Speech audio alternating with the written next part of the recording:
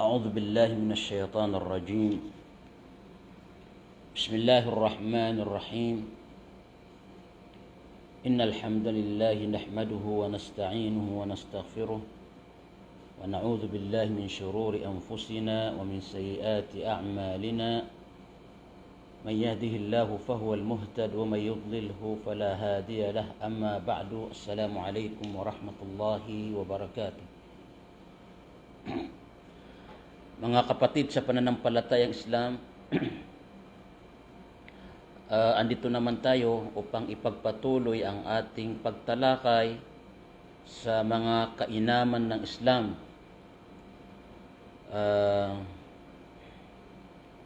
Nung nakaraang Friday, natalakay natin yung dalawa sa mga kainaman ng Islam.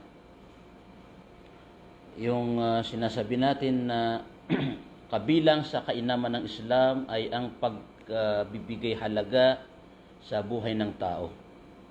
Kung saan sa Islam ay mahigpit na ipinagbabawal na hamakin, patayin o padanakin ng dugo ng isang tao na hindi naaayon sa batas, hindi naaayon sa tamang katuruan na ipinahintulot ng Islam. Pangalawa, yung sinasabi natin na ang relihiyong Islam ay magaan, madali sa tao. Ang mga kautusan nito ay sadyang madali sa tao. Simula sa pagpasok sa Islam ay napakadali, hindi po pahirap sa tao. At yung mga batas ng Islam, kung ating aalamin lamang, ay ating makikita na ito ay napakaganda. At yung kanyang mga kautusan ay napakadali sa tao, sapagkat si Allah subhanahu wa ta'ala ay kanyang sinabi, la yukallifullahu nafsan illa usaha. Ibig sabihin, walang ipinag-utos sa tao na maliban na lamang sa kanyang kakayanin. So malinaw po ang batas ni Allah subhanahu wa ta'ala, hindi kailanman nag-uutos ng isang kautusan na hindi kakayanin ng tao. At kapag mayroong ipinagbabawal ng Islam, asahan natin na kaya ito ipinagbawal ng Islam sapagkat ito ang makabubuti sa tao.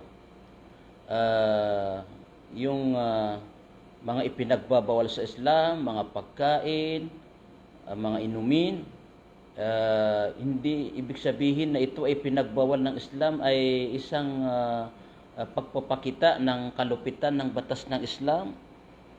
Bagkus sa katunayan, ipinagbawal ito ng Islam sapagkat hindi ito makabubuti sa kalusugan ng tao.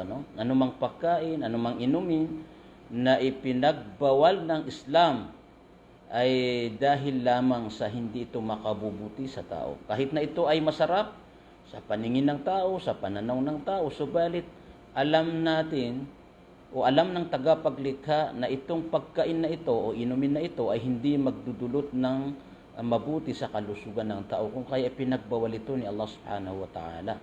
O di kaya hindi magbibigay ng maganda, walang magandang resulta itong pagkain o kaya inumin. Tulad halimbawa ng pagkaing baboy, hindi ibig sabihin na ipinagbabawal ng Islam ang pagkain baboy ay sasabihin natin ang Islam ay malupit. Bakit naman ipagbabawal ang baboy? Masarap naman ito. So, hindi po batayan sa tamang pagkain o makabubuti sa kalusugan natin na pagkain o inumin ay ang pagiging masarap nito.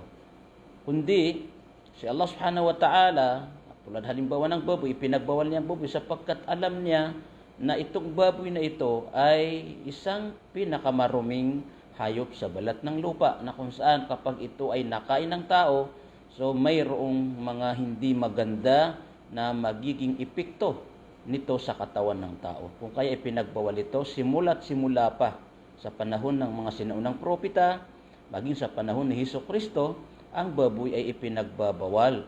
Kaya kung ating babasahin ng Biblia, mga mahal naming mga kababayan, wala po tayong mababasa na ni isang talata na si Hesukristo at ng kanyang mga disipulo ay kumain ng baboy. Kahit ni minsan, wala po tayong mababasa sa Biblia na si Hesukristo at ng kanyang mga tagasunod, mga disipulo ay kumakain sila o kumain sila ng baboy. So ito ay patunay lamang na simula't simula pa ay bawal na ang baboy. Yun ang sinasabi natin. Ang Islam ay relihiyon na magaan at ang mga kautusan ito ay makatuwiran. Ang kanyang mga ipinagbabawal ay talagang ipinagbawal nito dahil hindi makabubuti sa kalusugan, no? O di kaya mayroong hindi magandang epekto nito sa lipunan. Halimbawa, ang pag-inom ng alak, no? Pag-inom ng alak. Sa Islam bawal ang alak. So bakit nga ba? Yung mga iba nagsasabi ang alak masarap daw sa kanila. Bagaman alam naman ng lahat na hindi ganun kasarap ang lasa, pero sabihin natin masarap, pero ano ang nagiging epekto ng pag-inom ng alak, no? Kagaya ng nakikita natin sa ating kapaligiran, kapag nalasing ang tao, nawawala sa sarili, no? Pati asawa niya nasasaktan niya, pati mga anak niya nasasaktan niya, pati magulang niya. So, yun ang dahilan kung bakit ang Islam ay kanyang ipinagbabawal ang pag-inom ng alak. Bukod pa roon, maging ang mga doktor ng medisina ay sinabi rin nila na hindi makabubuti sa kalusugan ng alak. Kaya ang lahat ng may karamdamang high blood o mga diabetic, so pag sila ay hindi huminto sa pag-inom ng alak ay lalala ng husto ang kanilang karamdaman.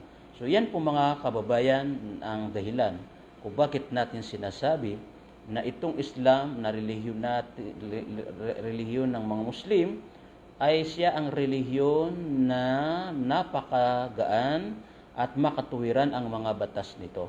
So yan po yung pinaliwanag natin nung nakaraang Friday. Ngayon ay pagpapatuloy lang natin yung mga kainaman ng Islam. Yung mga kainaman ng Islam, katulad nga ng sinabi natin, bakit natin ito pinapaliwanag mga kababayan?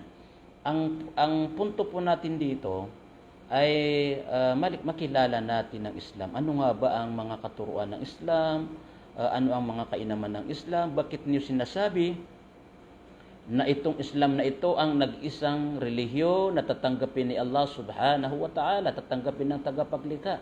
Ito ang relihiyon na nag-iisang nasa matuwid na katuruan. Itong relihiyong Islam ang nag-isang relihiyon na makatuwiran ang kanyang mga katuruan.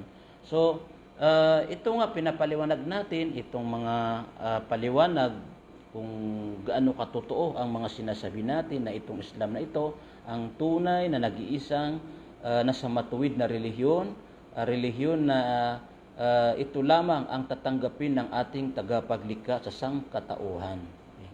So pangatlo na idadagdag natin dun sa mga nabanggit natin, dun sa mga fadlul Islam o kainaman ng Islam, no, yung pagiging kumpleto at napakahusay ang mga batas nito.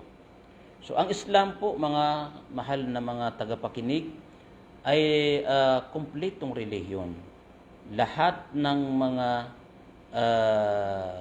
katuruan na dapat isabuhay ng tao ay nasa Islam. Wala po tayong hahanapin pa na katuruan na kailangan natin sa buhay natin na wala po sa Islam. Kung kaya, makikita natin ng Islam na siya mismo ang nagsabi, ang ating tagapaglikha mismo ang nagsabi kung gaano kakumpleto itong Islam. Sinabi niya, "Al-yawma akmaltu lakum dinakum wa atmamtu alaykum ni'mati wa raditu lakumul Islam dina." Bago yumao si Propeta Muhammad sallallahu alaihi wasallam ay isa ito sa huling revelasyon na pinadala ni Allah subhanahu wa ta'ala. Na kung saan sinasabi rito, "Al-yawma akmaltu lakum dinakum." Sa araw na ito ay aking ginagawang ganap ang inyong relihiyon. Wa atmamtu alaykum ni'mati, at aking kinumplito ang aking mga biyaya para sa inyo. Wa raditu lakumul Islam madina, at aking kinalulugdan na ang Islam ang inyong magiging relihiyon. Okay, so mga kapatid, malinaw po na si Allah subhanahu wa ta'ala ay nagsabi na itong relihiyong Islam ang pinakakumpletong relihiyon, at tanging ito lamang relihiyon ang tatanggapin ni Allah subhanahu wa ta'ala. Kung kaya sinasabi natin na itong Islam ay kumpletong panuntunan sa buhay. Lahat ng mga aspeto ng buhay ay tinatalakay ng Islam, no, maging ang pinakasimple sa pamumuhay ng tao ay itinuturo ng Islam. Yun pa kayang mabibigat na issue sa buhay. So isipin natin ang Islam, maging ang pagpasok sa kubita, no, pagpasok sa mga comfort room, no, sa CR, itinuturo sa Islam. Ano ang gagawin mo bilang Muslim pagka ikaw ay papasok doon sa CR, ano ang mga dapat mong iwasan doon, ano ang mga pwede mong gawin, no? So lahat po 'yan ay nasa Islam, nasa katuruan ng Islam. Maging ang pagsiping sa asawa ay itinuturo ng Islam kung ano ang pamamaraan nito. So, ito po ay patunay na ang relihiyong Islam, mga mahal naming mga kababayan, ay kumpletong relihiyon, kumpletong panuntunan sa buhay na wala tayong hahanapin pa, no? Lahat ng mga katuruan na dapat nating malaman para tayo ay mamuhay na ayon sa tamang kagustuhan ng ating tagapaglikha ay narito sa Islam.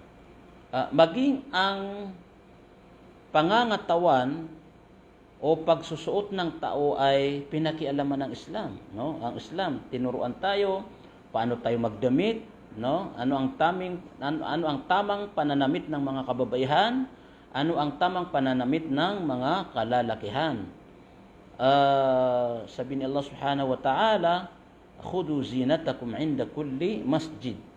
So, maging ang pananamit ng tao ay pinakialaman ng Islam. Sinabi ni Allah subhanahu wa ta'ala, kayo ay magsuot ng maayos, magsuot ng maganda kapag kayo ay tutungo sa masjid para mag-alay ng sala, mag-alay ng dasal kay Allah subhanahu wa ta'ala. So, ibig sabihin, patunay lamang ito na ang relihiyong Islam ay kumpleto. Lahat ng mga kaalaman, mga katuruan na dapat matutunan ng tao sa kanyang pang-araw-araw na buhay ay itinuturo ng Islam. Okay. Napakalawak po ang paliwanag diyan, mga mahal naming mga kababayan na nakikinig. Subalit magbabangkit lamang tayo ng mga ilang halimbawa para mas malinaw sa atin, no? Katulad ng sinabi nga natin, bakit natin sinasabi ang Islam ay kumpletong relihiyon, no? Saan nga ba makakakita ng relihiyon na ituturo niya sa iyo paano ka kakain? Ano ang tamang pamamaraan sa pagkain? Ituturo sa iyo kung ano ang tamang pananamit. Ituturo sa iyo ano ang pamamaraan ng pagpapaligo, no? Pagpapaligo sa ating sarili o pagpapaligo sa patay. So lahat ng iyan, pati pamamaraan ng paghuhugas, itinuturo sa Islam. So yan po ay katunayan lamang na ang Islam ay kumpleto. Yung kagandahan ng Islam, yung kagandahan ng ating itong relihiyong Islam, makikita natin na yung kanyang mga batas ay makatuwiran, no? Halimbawa, sa batas ng Islam, pinapayagan ang mag-asawa na hindi magkasundo. Talagang ginawa nila ang lahat ng paraan ay hindi makasundo. So pinapayagan sa Islam na magkaroon ng hiwalayan, yung tinatawag natin na divorce. Pero sa ibang relihiyon, wala silang tinatawag na divorce. So makikita natin na sa ngayon, sa panahon natin ngayon, sadyang masalimuot ang kalagayan ng mga nasa ibang pananampalataya na mga mag-asawa na hindi magkakasundo dahil nakatali sila sa isa't isa. Kahit na talagang hindi uobra yung kanilang pagsasama ay wala silang magawa dahil nakatali sila doon sa batas na gawa ng tao na wala daw hiwalayan. No. Sa Islam naman, ang katuruan ng Islam, yes, hanggat maaari na maaaring isalba ang samahan ng pamilya, samahan ng mag-asawa ay dapat isalba. No, hindi dapat agad ginagawang lunas yung hiwalayan. Subalit, sa Islam naman, kapag talagang wala ng way, kumbaga ginawa ang lahat ng paraan, pero talagang hindi uubra yung pagsasama ng dalawa, kailangan ng paghiwalay, baka mamaya may mangyaring hindi inaasahan, baka mapatay ni lalaki si babae o baka masaktan ni babae si lalaki. So, hindi naman masaya ang bawat isa sa kanila. So, mas mainam na may divorce, may paghihiwalayan. So, yun. Isa yun sa kagandahan ng Islam na yung nakakulong na dalawa sa kasal ay maaari nilang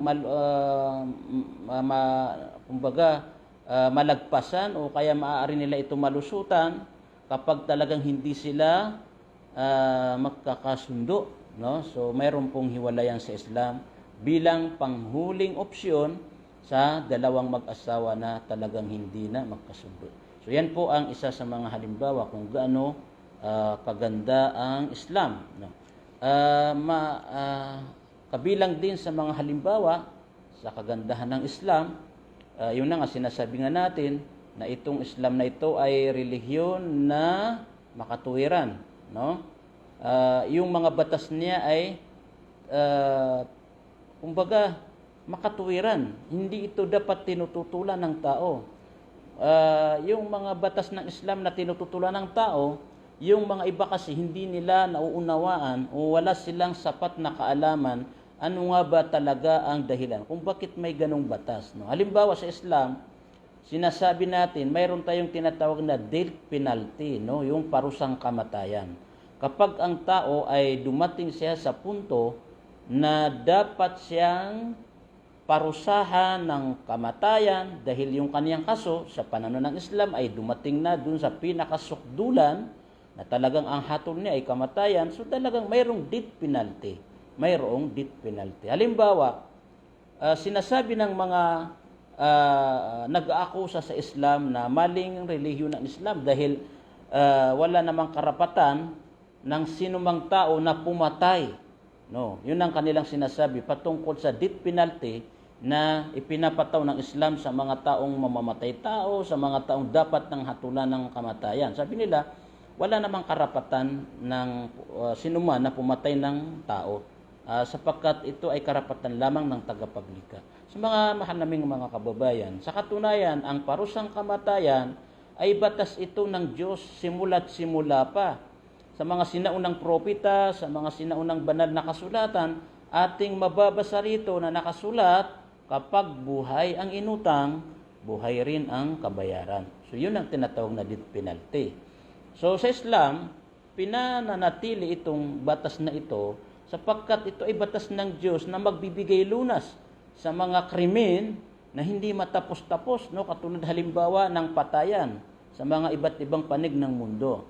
So kung mayroon death penalty na ipinatutupad katulad sa batas ng Islam, ito ang magbibigay solusyon sa mga walang katapusan ng kriminal na nangyayari sa ating kapaligiran.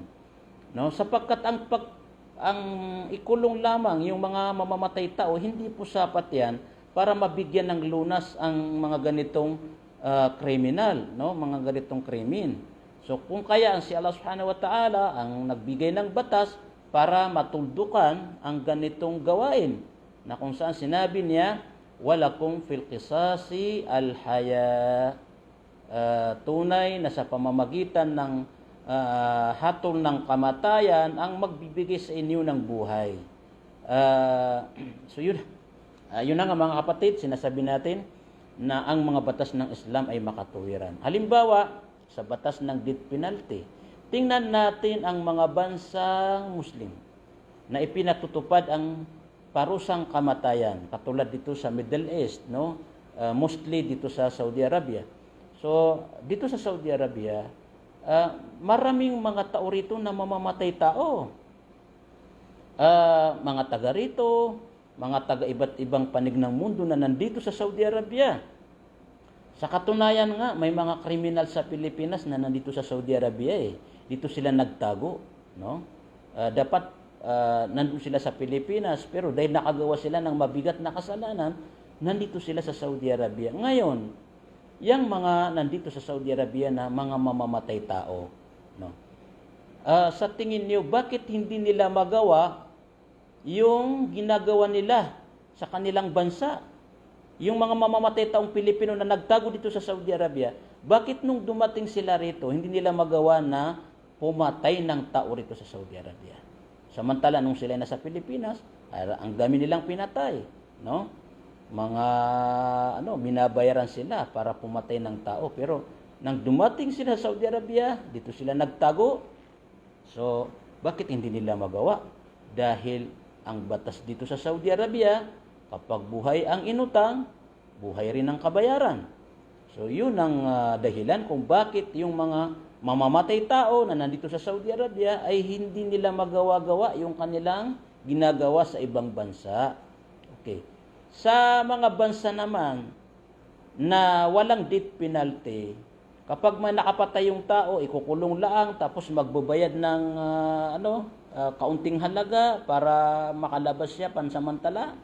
So patuloy pa rin yung kanilang ginagawa na pagpatay sa mga taong walang kamalay-malay.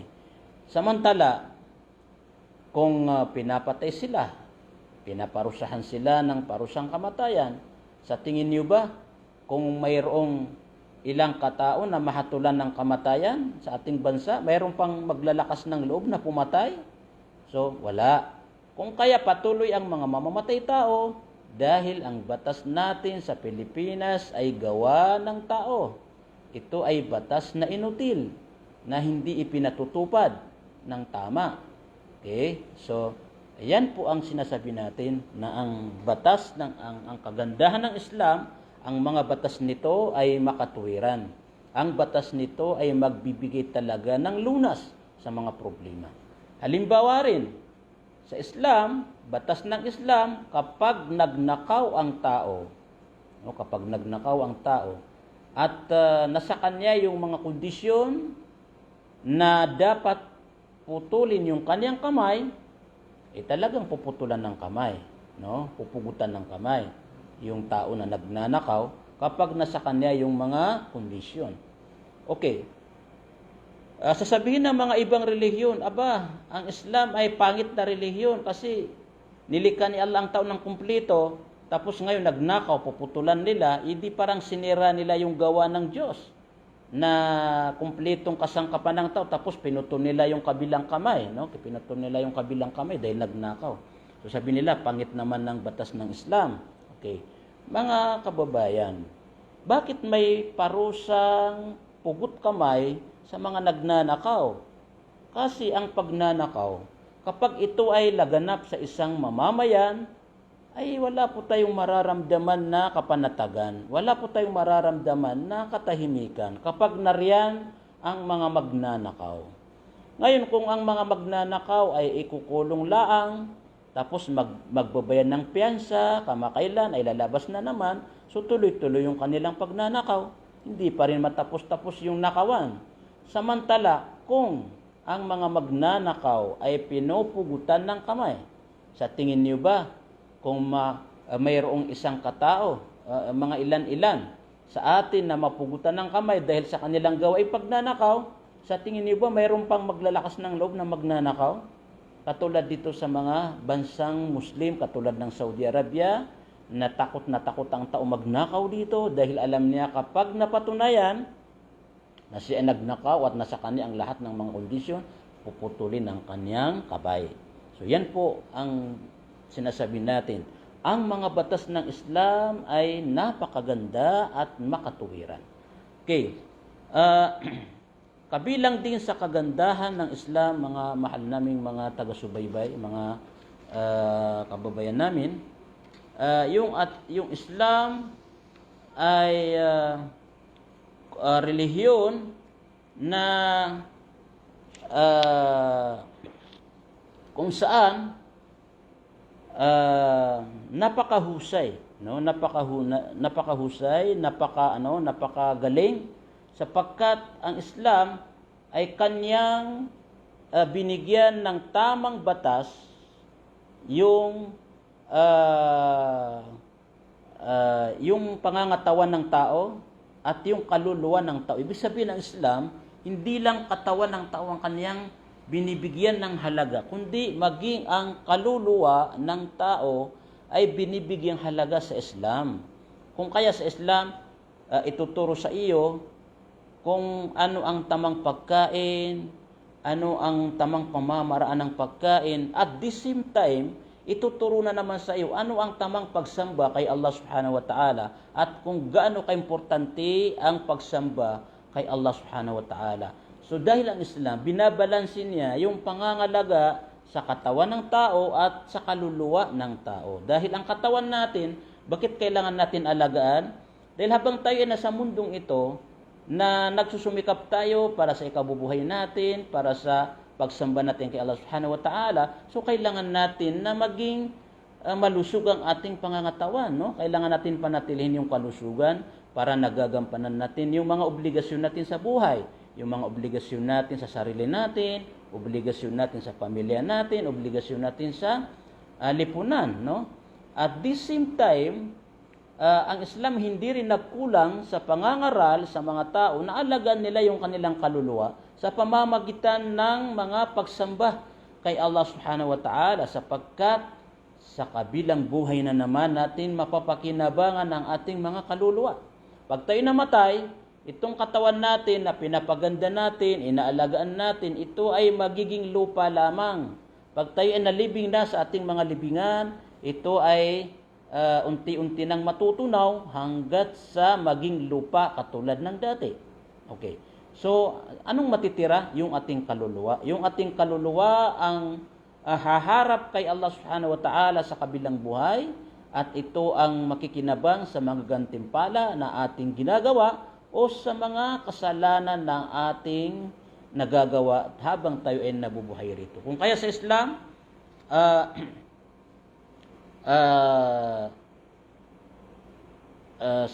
yun na nga, sa Islam, inuutusan tayo na alagaan ang ating mga sarili. Si Allah subhanahu wa ta'ala ay nagwika sa isang talata sa banal na Quran, ya ayyuhalladhina amanu kulu washrabu, kayong mga mananampalataya, kumain kayo at uminom kayo sa mga halal, mga legal na pinapayagan sa inyo ni Allah subhanahu wa ta'ala.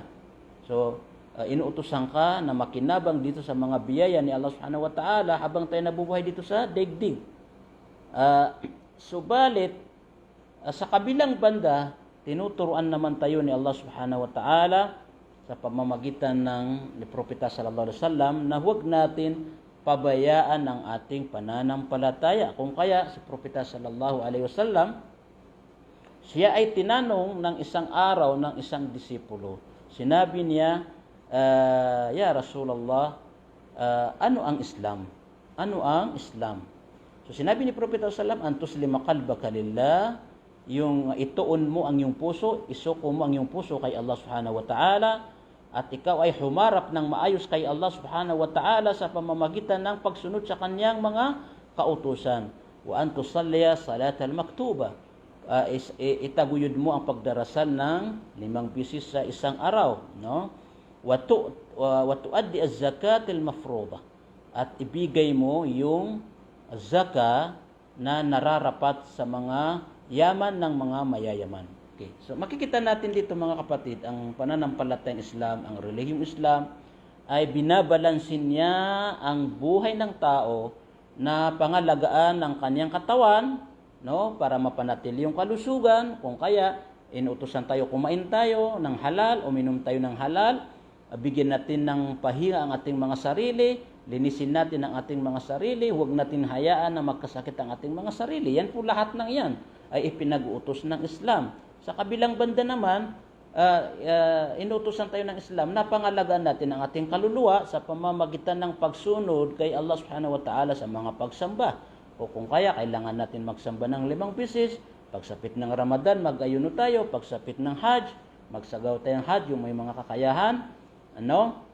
At yung mga mayayaman, ibigay nila yung zakat. So ito po ang nagpapakita ng kaayusan, kagandahan ng Islam, na yung kanyang mga batas, yung kanyang katuruan ay talagang hindi niya hinayaan, hindi niya pinabayaan yung kalusugan ng tao at hindi rin niya pinabayaan yung kaluluwa ng tao. So yan po ang kabilang sa tatalakay natin ngayong araw patungkol sa kainaman ng pananampalatayang Islam. Okay. So mga kapatid, nawa may napulot tayong aral dito sa ating tinalakay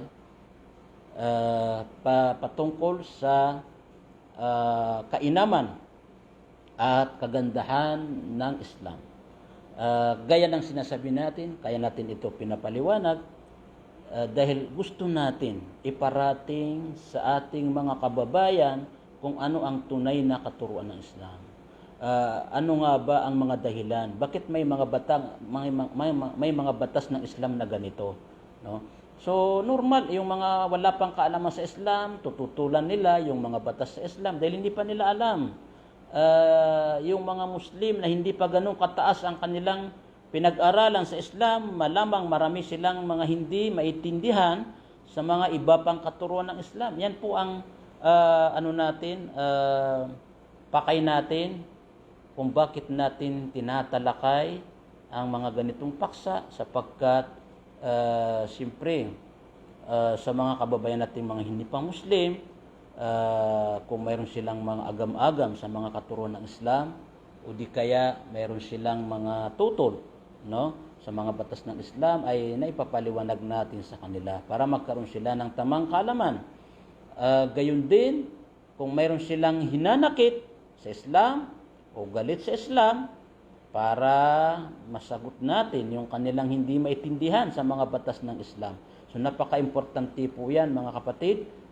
Yan po ang mensahe ng Islam. Ipaliwanag natin ng tama, ipaliwanag natin ng maliwanag, mahusay na pamamaraan ang mga katuruan ng Islam. Okay. So maraming salamat sa inyong pakikinig, no? Mashallah yung mga brothers natin na mga masisipag mag-aral. Talagang alam ko kahit na kayo ay busy kayo pero nandiyan pa rin kayo para patuloy na sumusubaybay sa ating mga paliwanag, no? Okay, kumustahin muna natin yung mga brothers natin na nandito. Mashallah, si Brother Hanif sa Iligan City, si Ustad Salman Hassan na nasa Bisa ng Saudi Arabia, mashallah, si Bai Ada sa Pikir, mashallah, si Sister Nurwali, mashallah, tabarakallah, yung mga sa Sorsogon, no? Mga brothers, mga kapatid natin sa Sorsogon City, nawa ay nasa pangangalaga kayo ni Allah subhanahu wa ta'ala. Si Brother Nili Dimangunot, mashallah, from New Baisiha. Okay, mga yun, anong tawag doon? Nabaliktad nga yung camera natin. Anyway, nawab gantimpalan ka ni Allah subhanahu wa ta'ala sa inyong pakikinig. Inshallah, pag mayroon tayong ayan pa si Amira Marfil Singwan, mashallah, Amira. Okay, bago natin isara itong ating live ngayon, gusto ko lang i-remind yung mga sister, mga brother na nagtuloy-tuloy doon sa ating naunang online class, no? Alhamdulillah, nakaraos tayo, natapos natin yung ating pag-aaral. At saka ngayon, kasalukuyan na ipinapadala natin yung inyong mga certificate. Yung iba nakatanggap na, yung iba hindi pa. Inshallah, sisikapin natin sa araw na ito, sa mga susunod pang araw, ay patuloy natin ipapadala yung mga certificate ninyo.